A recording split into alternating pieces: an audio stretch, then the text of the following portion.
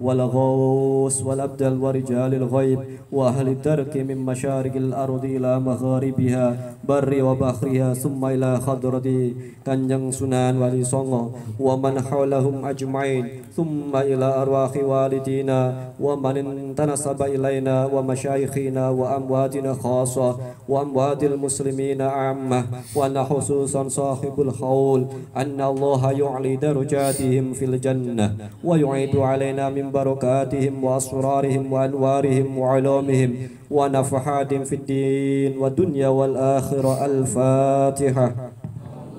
A'udzu billahi minasyaitonir rajim. Bismillahirrahmanirrahim. Alhamdulillahi rabbil alamin arrahmanir rahim maliki yaumiddin. Iyyaka na'budu wa iyyaka nasta'in ihdinas siratal mustaqim siratal ladzina an'amta 'alaihim ghairil maghdubi 'alaihim waladdallin. الفاتحة إلى روح سلطان الملاء الحبيب عبد الله بن أبي بكر العيدروسي الأكبر ثم إلى روح قطب الأنفاس الحبيب عمر بن عبد الرحمن الأطوس وإلى روح شالي بن عبد الله بارس ثم إلى روح قطب الإرشاد وغوث العباد والبلاد الحبيب عبد الله بن علاوي بن محمد الحداد ثم إلى روح فخر الوجود شابي بكر بن سليم ووصولهم وفروعهم أن الله يوعد درجات في الجنة ويدعو علينا من بركاتهم وأسرارهم وأنوارهم وعلومهم في الدين والدنيا والآخرة. الفاتحة. أعوذ بالله من الشيطان الرجيم. بسم الله الرحمن الرحيم. الحمد لله رب العالمين الرحمن الرحيم مالك يوم الدين. إياك نعبد وإياك نستعين اهدنا الصراط المستقيم صراط الذين أنعمت عليهم غير المغضوب عليهم ولا الضالين. الفاتحة لمن أوصانا واستوصانا بالدعاء ولمن له حق الأحياء منهم والأموات. اللهم اغفر لنا وارحمنا اللهم اغفر لنا وارحمنا اللهم اغفر لنا وارحمنا وارض عنا وتقبل منا وادخلنا الجنة ونجنا من النار. اللهم أصلح لنا شأننا كله. اللهم زدنا ولا تنقصنا وأكرمنا ولا تهنا وأعطنا ولا تحرمنا وارض عنا يا أرحم الراحمين. وصلى الله على سيدنا محمد وعلى آله وصحبه وسلم والحمد لله رب العالمين. آمين يا الله يا رب العالمين. اللهم إنا نسألك رضاك والجنة ونعوذ بك من سخطك والنار. اللهم إنا نسألك رضاك والجنة ونعوذ بك من سخطك والنار. اللهم إنا نسألك رضاك والجنة ونعوذ بك من سخطك والنار.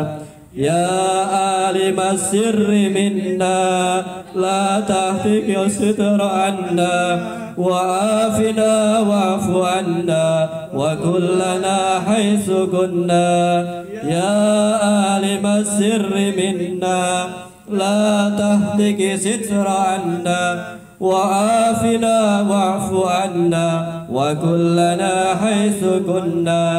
يا عالم السر منا لا تهتك الستر عنا وعافنا واعف عنا وكلنا حيث كنا.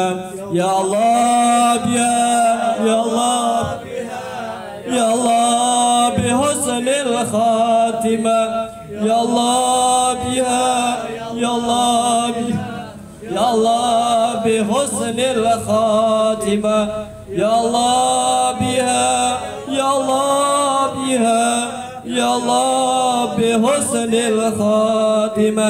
يا أرحم الراحمين يا أرحم الراحمين يا أرحم الراحمين فرج على المسلمين. يا أرحم الراحمين يا أرحم الراحمين يا أرحم الراحمين فرج على المسلمين. يا أرحم الراحمين يا أرحم الراحمين يا أرحم الراحمين فرج على المسلمين يا أمان الخائفين آمنا مما نخاف يا أمان الخائفين نجنا مما نخاف يا أمان الخائفين سلمنا مما نخاف يا أمان الخائفين آمنا مما نخاف يا أمان الخائفين نجنا مما نخاف يا أمان الخائفين سلمنا مما نخاف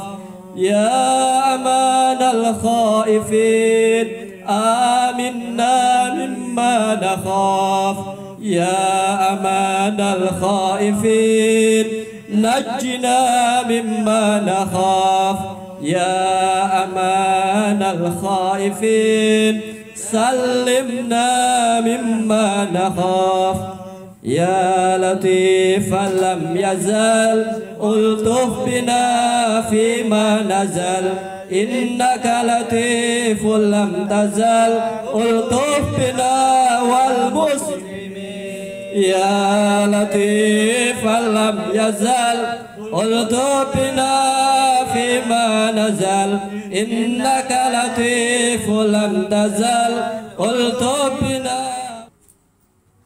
Faedahnya dihadiahkan kepada orang tuanya, dan itu merupakan bagian daripada kewajiban dari anak kepada orang tua tadi. Itu salah satu contoh. Dan yang lainnya yaitu ilmu yang bermanfaat.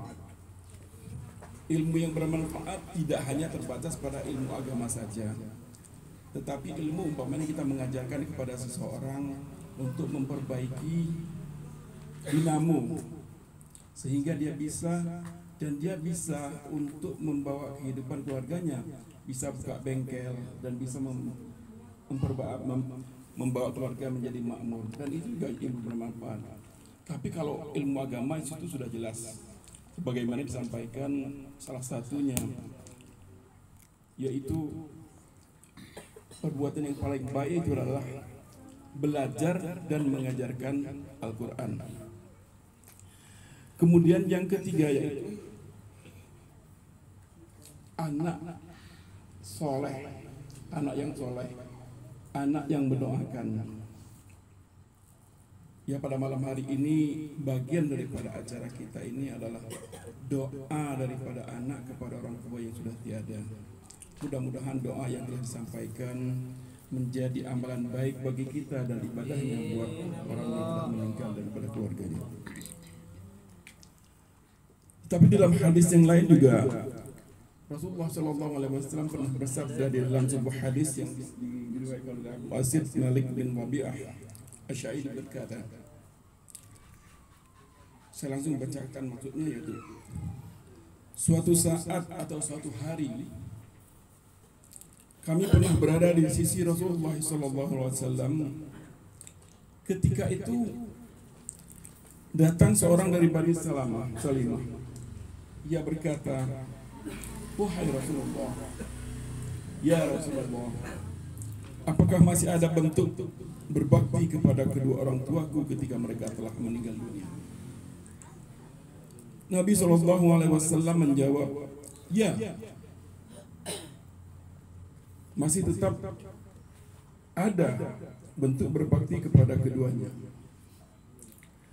Bentuknya adalah mendoakan keduanya, meminta ampun keduanya, memenuhi janji mereka setelah meninggal dunia, menjalin hubungan silaturahim dengan keluarga yang dekat kepada orang tua itu tersebut. Dari sini saudara-saudara sekalian, ikhwani fillah dan saudara-saudaraku dan ustaz yang kami hormati, jelas bahwa setelah orang tua kita tiada, kita masih mempunyai kewajiban, mempunyai kepedulian terhadap orang tua kita. Di antaranya tadi dalam hadis tadi sebutkan, saya bacakan lagi, yaitu mendoakan kedua orang tua kita. kemudian lagi memenuhi janji mereka yang kita mampu saja gitu kan ya.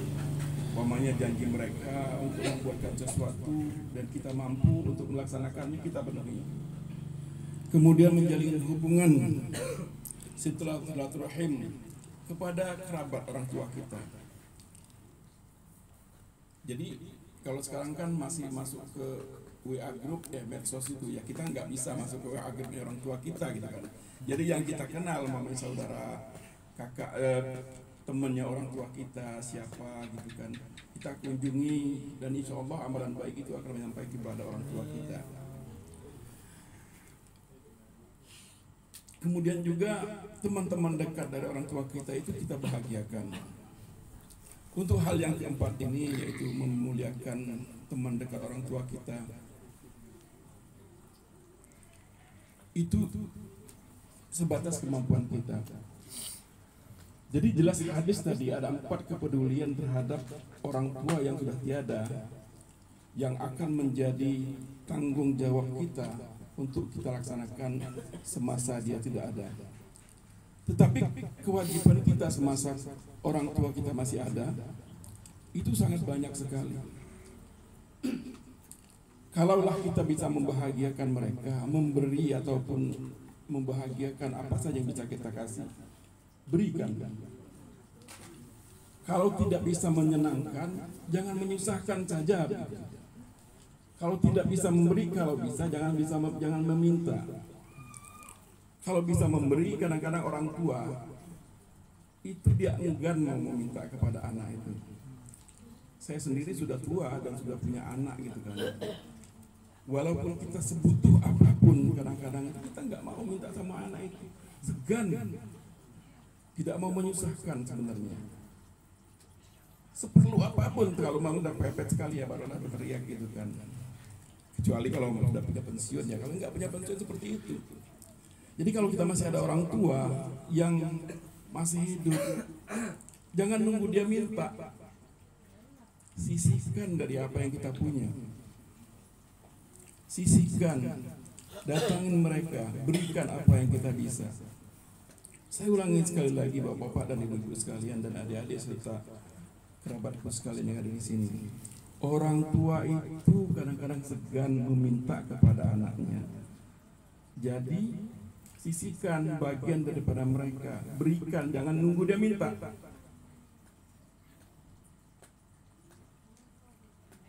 Mudah-mudahan apa yang kita berikan membahagiakan mereka, dan apa yang telah kita lakukan menjadi amalan baik bagi kita. Saudara-saudara sekalian dan Ustaz yang kami hormati, mudah-mudahan apa yang saya sampaikan tadi tidak melebihi dari kemampuan saya dan tidak juga menggurui dari kita semua, hanyalah berbagi dan memenuhi permintaan dari Ustaz Eko. Yang saya bilang tadi salah dia kali ini, pendangannya meleset, gak masuk, kesenggol kawan. Jadi apa-apalah, nggak apa-apalah. Karena saya di sini kayak di PK4 ini nggak banyak orang yang tua, saya kepepet di sini jadi orang tua sendiri. Masya Allah, saya bangga bapak sekalian tinggal di PK4 ini, prosesnya cepat sekali gitu kan. Kita jadikan wilayah kita ini yang nuansa Islaminya itu menggema gitu kan ya, tetapi tidak menyakitin yang lain gitu kan ya. Rasulullah sendiri, orang yang hidup berdampingan dengan Rasulullah itu senang mereka. Ketika mereka merasa aman, mereka membayar kewajiban mereka pada Rasulullah itu dengan senang hati. Tetapi ketika Rasulullah tidak bisa melindungi mereka, Rasulullah tidak mau mengambil lagi kewajiban mereka itu. Jadi yang namanya rahmatan lil alamin itu, marilah kita coba mulai dari hal yang kecil. Kita coba meramaikan masjid, gitu kan ya. Sebisanya dulu, gitu kan ya. Bisa maghrib aja dulu. Bisa isya dulu. Mungkin subuh kadang-kadang harus sholat di luar, ya udah kita jalan aja, gitu kan ya. Tapi yang jelas masjid yang sudah dibuat dengan harga mahal itu, kalau tidak kita makmurkan oleh kita, siapa lagi? Masjid yang sudah baik itu kalau tidak kita yang membina anak-anak anak-anak kecil itu siapa lagi? Kadang-kadang saya jengkel lihat anak-anak itu ribut di masjid ya. Tapi dalam hati kecil saya, kalau anak ini tidak ribut di masjid, dia ribut di luar, nanti di mana gitu kan ya. Masjid ini tempat mereka belajar gitu kan ya. Ya tapi ada inilah ya, ada apa ya, itu sekali-sekali kita kasih tahu, kita marahin, sekali-sekali kita kasih apresiasi kepada mereka gitu kan ya. Karena mereka belum tahu, seperti khotib membacakan khutbah, dia ngobrol di belakang. Hadis yang dibacakan oleh ustadznya itu dia belum paham bahwa tidak boleh menyampaikan apa, tidak, bahkan mencegah orang yang berbicara pun tidak boleh gitu. Dia nggak paham memang. Ya kenapa kita harus memberitahu kepada mereka ya, kalau sudah mengganggu kepada hal yang banyak ya boleh juga kita peringatkan gitu kan ya. Jadi mudah-mudahan anak-anak yang sudah di masjid itu mari kita bina lagi. Kemudian nanti Ustadz Hari itu punya kewajiban untuk mengajarkan kepada anak-anaknya. Kalau sholat Jumat umpamanya tidak terlalu banyak ngobrol gitu kan, kita atur seperti apa. Bapak-bapak dan ibu-ibu serta saudara-saudara sekalian, mudah-mudahan yang saya sampaikan bermanfaat bagi diri saya dan bagi kita semua.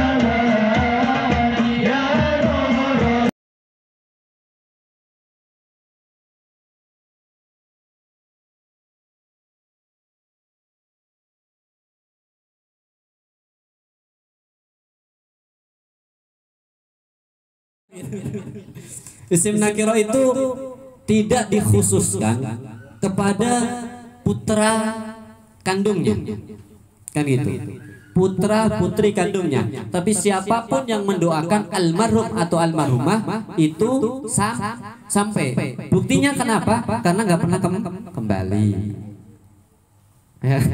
Nggak pernah kembali, Pak. Pembacaan kembali. Kan itu ya. Nah, itu sesuai dengan kitab Ahlussunnah wal Jamaah.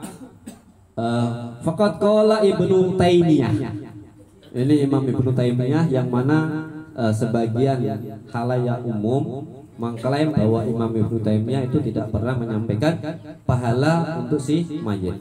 Annal mayyita yantafi'u bi qiraatil Qur'an. Sesungguhnya mayit itu yantafi akan bermanfaat bi qiraatil Qur'an sebab bacaan Al-Qur'an. Kama yantafi'u bil ibadatil maliyah, sebagaimana manfaatnya ibadah maliyah. Jadi bacaan tahlil kita, Al-Qur'an kita sampai kepada orang yang kita khususkan. Sebagaimana sampainya sedekahnya. Jadi ketika kita kirim puji datang ke masjid bawa tenteng-tentengan kopi kan gitu, bawa lontong, bawa niatin sedekah, pahalanya sampaikan kepada almarhum almarhumah dan keluarga kita. Itu diniatin, Pak. Kalau pahala boleh bagi-bagi kan gitu. Contohnya mana? Rasulullah bagi pahala untuk umat Nabi Muhammad saat apa? Kurban, ya kan? Rasulullah berkorban satu kambing ya sudah untuk keluarganya, satu kambing untuk umatnya. Ini pahalanya, Pak. Kan itu pahalanya. Wa nahwiha minas shadaqati wa nahwiha, baik itu berasal dari sedekah atau kita duduk di sini niat thalabul ilm, ngobrol sama Allah, ya Allah pahalanya sampai ke orang tua saya. Sampai enggak? Sampai. Karena Allah tidak ada batasannya. Dekatnya Allah kepada kita nggak ada batasannya. Wa qala Ibnul Qayyim fi kitabir Ruh afdalu ma yuhda ilal mayit as-shadaqah. Menurut Imam Ibnul Qayyim di dalam kitab Ar-Ruh, paling utama hadiah untuk orang yang sudah wafat, yakni yang pertama tadi apa? Sedekah. Yang pertama sedekah. Kenapa? Karena sedekah ini paling susah, Pak. Kalau Pak Miko ngecerek ini belum tentu keliling ke PK4, belum tentu dapat Pak Miko itu kalau ngecerek. Kan gitu. Itu pikirin Pak, pengen niat gitu. Mau bikin masjid tanding. Kan gitu ya. Wal istighfar dan istighfar. Nah ini terkadang kita ini mulut-mulut pendusta, mulut-mulut munafik. Astaghfirullahaladzim lil mu'minin wal mu'minat. Apa itu benci sama tetangganya, benar nggak Pak? Munafik bukan? Astaghfirullahaladzim lil mu'minin wal mu'minat. Kan gitu. Sialan. Apalagi nanti musim apa partai apa politik ya, itu nanti ustadz itu lesannya berubah ya, iblis saja kalah kan gitu, iblis saja kalah. Kenapa? Pandai menghujat lawannya yang dihujat, belum tentu yang dihujat salah menurut Allah Subhanahu wa taala. Wal istighfar. Selanjutnya wa doa mendoakan orang tua kita ya, bahkan di dalam kitab apa ya lupa saya itu, siapapun anak yang tidak mendoakan orang tuanya kurang dari 25, dia tergolong anak durhaka. Kalau kita doain orang tua kita berapa kali? Kalau ingat kurang dari 25 kita termasuk anak durhaka. Sehari semalam kita kudu doain orang tua kita, baik yang masih ada maupun yang tidak ada, minimal 25. Terus baru astaghfirullahaladzim lil mu'minin wal mu'minat. Silakan baca kenceng ya, niatnya ngajarin yang lain. Kalau baca jahar niatnya untuk apa itu lebih khusyuk. Jadi nggak ada perbedaan. Jadi kalau wah dia dikirnya jahar, dia dikirnya khafi, sama-sama dikir. Yang kurang ajar kan nggak mau dikir gitu Pak ya. Jadi kita sudah woro-woro ke masjid, di masjid habis sholat kabur, itu nggak bagus kan gitu. Minimal kita istighfar untuk diri kita, untuk lingkungan kita, warga kita biar berkah. Nah, lantas bagaimana hak anak kepada orang tua? Akhraja Syekhani yaitu Imam Bukhari Muslim. Ali bin Mas'udin radhiyallahu anhu qala, sa'altu, aku bertanya Rasulullah kepada Rasulullah, ayyul amali. Adapun amal ahabbu ilallah, yang sangat yang lebih dicintai oleh Allah. Amal yang lebih dicintai oleh Allah ditanyakan oleh Rasulullah Shallallahu Alaihi Wasallam. Qala bersabda Gusti Kanjeng Nabi Muhammad Shallallahu Alaihi Wasallam, as-sholatu liwaqtiha. Yang pertama, amalan apapun yang jadi Allah ridho, Rasulullah senang, orang tua senang, sholat pada waktunya. Kalau ada anak mau sholat, orang tuanya nyegah, ini orang tuanya perlu dirum. Iya. Benar nggak? Iya. Jadi kalau sholat ini amalan yang paling utama. Sholatnya acak-acakan, sholawatnya bagus, berhadapan dengan Rasulullah. Ustaz Topik, lo rajin sholawat, sholatnya nggak kelihatan nanti kalau hari-hari di masjid kan gitu aja. Hadapannya sama Rasulullah repot, bukan malaikat lagi sama Rasulullah. Ente nyebut nama-namaku, tapi ente nggak ngikutin apa yang Allah perintah melalui itu, yaitu as-sholatu liwaqtiha. Mudah-mudahan kita bisa Ustaz Topik, kita jauh kan gitu. Kita jauhan kan gitu. Mudah-mudahan dapat pahala ya. Pak Haji di jamaah kita itu jamaah. Mudah-mudahan kita gitu aja. Kan gitu. Sayang ya. Ini sholat ini penting, masjid ini penting. Siapapun yang mengabaikan masjid itu akan merasa apa ya? Aneh. Di saat masjid itu di lingkungan orang Islam tidak dibuat sholat jamaah.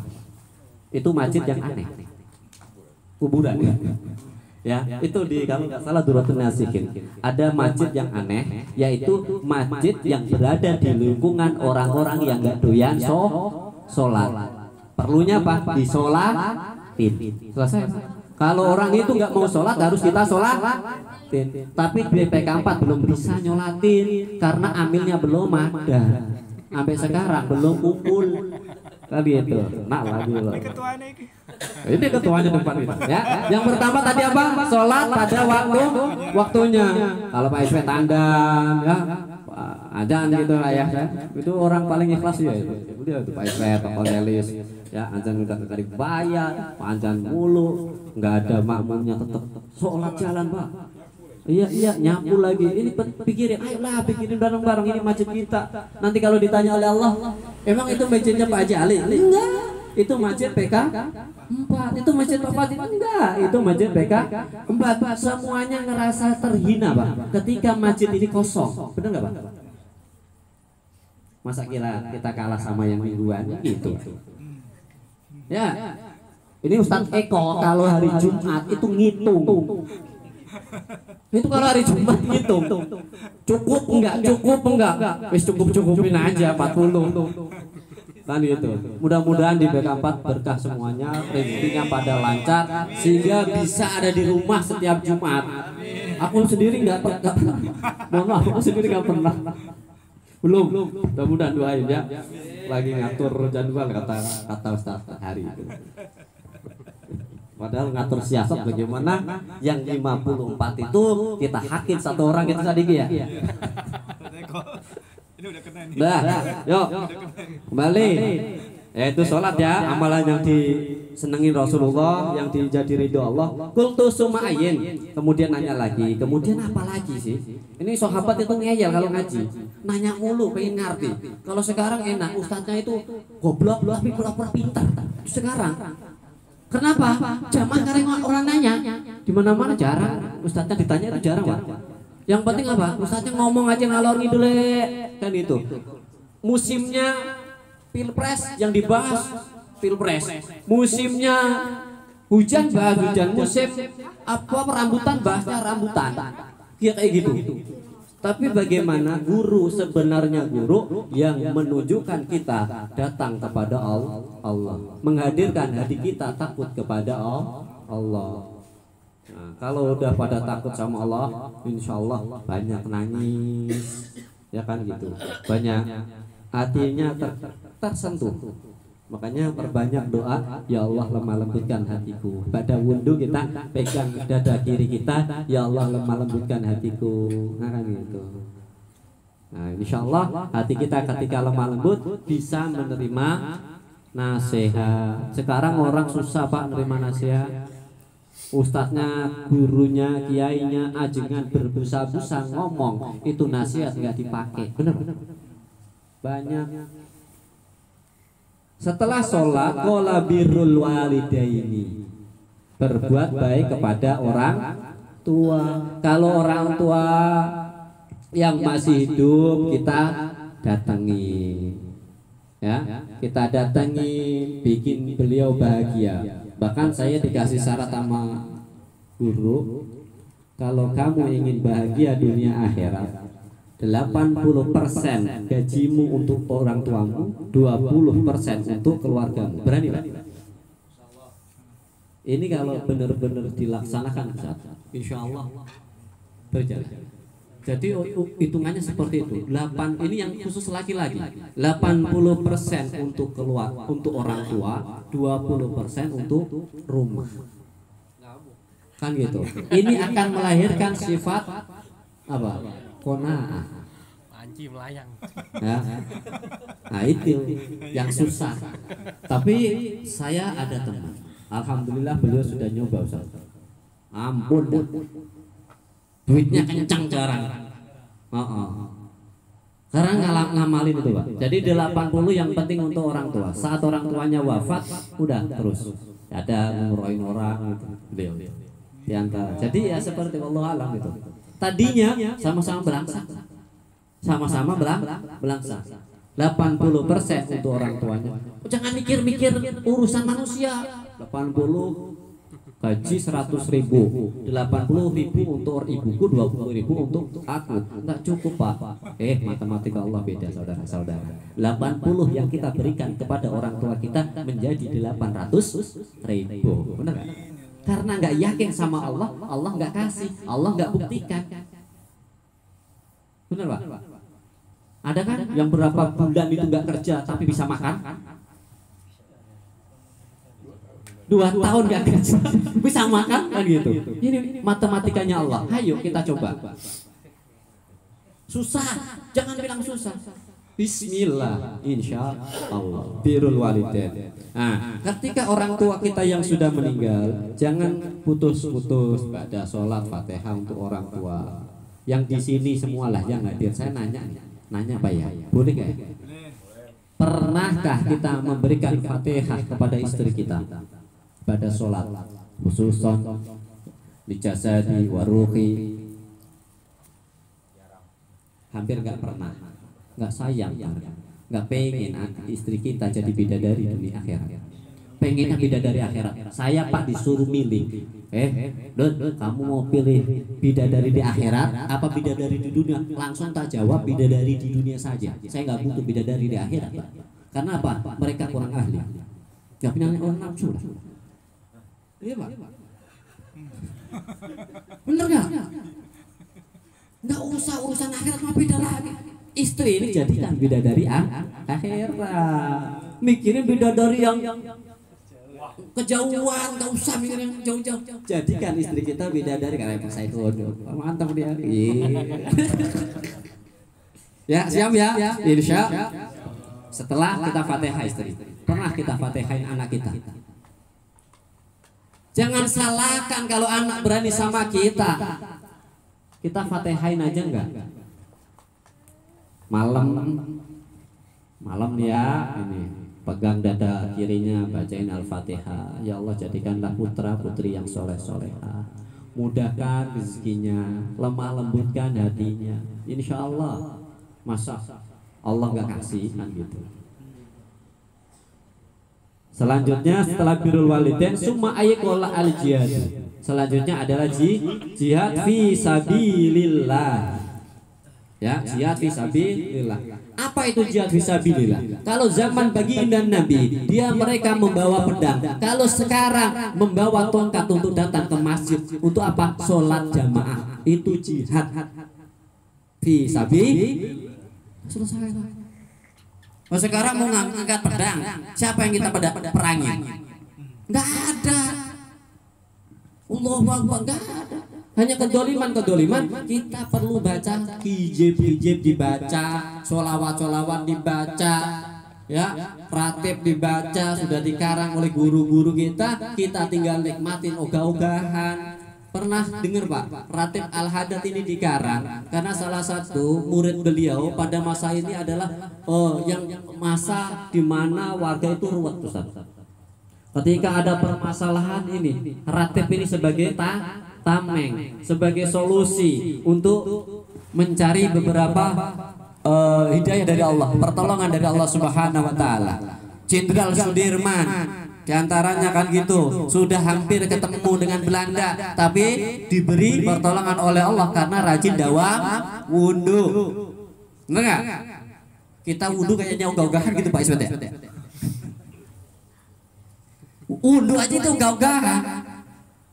Al wudhu nurun ala nur. Wudhu pertama, yang kedua akan menjadikan cahaya di atas cahaya nanti. Kan gitu.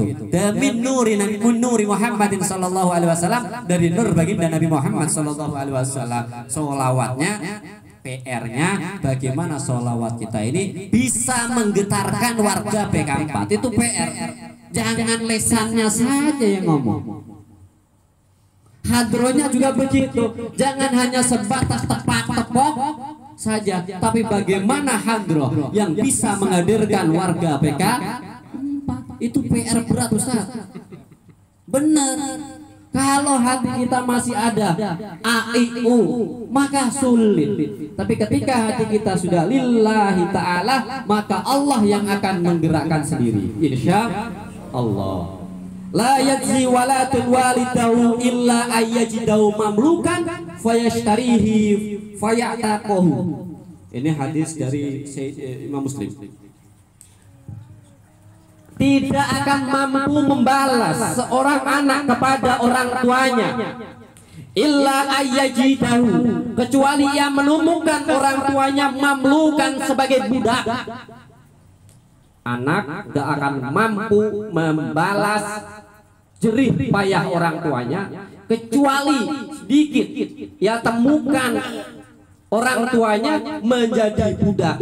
Fayashtarihi, maka kemudian orang tua tersebut dibeli, fayataqahu, kemudian dimerdekakan. Ya. Jadi ketika kita tidak akan mampu bisa membalas jerih payah orang tua, sedikit pembalasan kita Ibaratnya ketika kita menemukan orang tua kita dijadikan budak oleh orang lain dan kita membelinya, kita merdekakan. Ini baru balasan yang sedikit, Pak. Ini sudah susah. Ya, sudah susah. Gaji orang Indonesia pembantu saja itu sudah tinggi, Ustaz. Apalagi dikali 1 tahun itu harga budak. Kan gitu, nggak akan sanggup Pak kita balas jerih payah orang tua kita, nggak akan bisa. Mulai karena itu lisan kita jangan pernah kering lah dari mendoakannya, Fatihahnya, suratul ikhlasnya, Al-Qur'annya. Jangan lupa, ya Allah pas ngaji nggak bisa bahasa Arab, emang kita orang Arab kan nggak? Sebisanya saja, ya Allah pahalanya mudah-mudahan kau sampaikan orang tua saya, sampai Allah kaya akan bahasa. Enak gak? Ngaji yang enak-enak aja WFR, biar tertarik kan gitu, biar semangat orangnya. Baru nanti dilempengin. Yang kayak lempeng kayak Mas Rindo itu sudah lempeng, kalau dipotek patah. Jadi biarkan saja Mas Rindo, kan gitu Mas Rindo. Orangnya nggak ada. Ya Pak RW ya, kita pelan-pelan Pak RW. Ya itu. Di dalam hadis yang lain, setengah jam lagi. Ya, enggak paham enggak? Ingat enggak? Yang penting ingat, yang penting dipahamin. Jadi amalan yang pertama yang mulia di sisi Allah adalah sholat. Setelah sholat, nah, birrul walidain. Setelah birrul walidain, ngeramein masjid. Enggak udah jihad fisabilillah. Sekarang gampang ngeramein masjid itu jihad fisabilillah, jihadin nafsu, angkara murko. Bener enggak? Lah iya. Masa kita ke masjid mau berantem? Kan enggak. Man kana yu'min billah wal yaumil akhir disinggung oleh Rasulullah sallallahu alaihi wasallam lagi dari hadis Abu Hurairah. Siapa orang yang beriman, kata Rasul, kepada Allah Subhanahu wa taala dan mengakui benar adanya hari akhir, fal yukrim dhaifahu, maka muliakanlah tamu. Nah, Ustaz, panggil Pak Ustaz. Ya, fal yukrim dhaifahu. Enggak, Ustaz, aku hadisnya bukan yang itu sebetulnya. Fal yukrim dhaifahu, maka muliakanlah tamu. Ketika ada datang kasih liang. Wa man kana yu'min billah wal yaumil akhir falyasil rahimahu. Yang pertama tadi, ketika kita mengaku beriman kepada Allah, mengakui adanya hari akhir, yang pertama adalah memuliakan tamu. Yang kedua, menyambung tali silaturahim atau silaturahmi, baik yang senasab maupun yang senasib. Senasab keluarga kandung kita, senasib keluarga PKK kita. Ini senasib. Enggak cuma-cuma Pak, kita ini ditemukan oleh Allah Subhanahu wa taala. Entah pertemuan ini sampai di akhirat hingga di jannahnya Allah apa bukan? Tergantung olah kita. Kita arahkan kemana? Ini masjid mau diramekan atau kita bubarkan? Benar Pak Wajri? Itu aja pertanyaannya. Kalau masjid enggak mau diramekan, kita bubarkan. Biar enggak ada amanah Ustaz. Masjid amanah. Bukan begitu Pak RW? Ayo kita bareng-bareng. Kita bareng-bareng semuanya. Ya, fal yasir rahimahu wa man kana yu'min billah wal yaumil akhir falyaqul khairan aw liyasmut. Ini yang harus kita jaga ketika kita bersosial. Siapa orang yang mengaku beriman dan mengaku beriman kepada keberadaan hari akhir, falyaqul khairan, maka ucapkanlah yang baik saja, ucapkanlah yang dari lisan kita. Kalau enggak Al-Qur'an, hadis. Kalau enggak Al-Qur'an, hadis, hal-hal yang memberikan kemanfaatan kepada orang lain. Auliyasmut, atau kalau enggak mampu mengucapkan kata-kata yang baik, lebih baik kita diam. Tapi diam ini adalah lemahnya iman.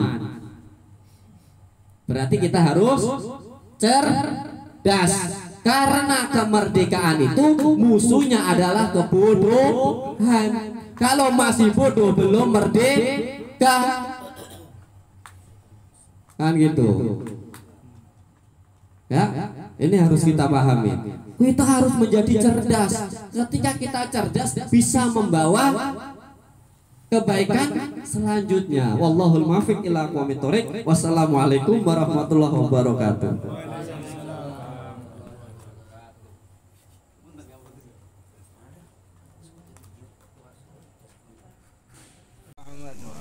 Biasanya kalau di Kuitang kebuli saat ada ini biasanya ini. Masya Allah. Itu hadis kan dia yang ngeluarin. Iya. Ayo sok. Iya, taruh sini. Pak RW. Ayo itu. Dicicipin. Berdua.